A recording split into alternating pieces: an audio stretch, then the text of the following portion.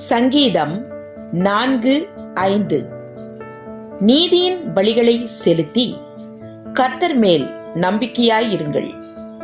விளக்கம்: நீதியின் பலிகள் என்று சொல்லப்படுபவை எவை? கர்த்தருக்கு கீழ்ப்படிதலும், கர்த்தரை துதித்தலும், அவருக்கு பயந்து பரிசுத்தமாக வாழ்தலும், இரக்கம் செய்தலுமே. இவற்றை நாம் ஆண்டவருக்கு செலுத்தி அவரை பற்றி கொண்டு உறுதியாயிருப்போமாக. ஆமென். Psalm 4 verse 5. Offer right sacrifices and put your trust in the Lord. Amen.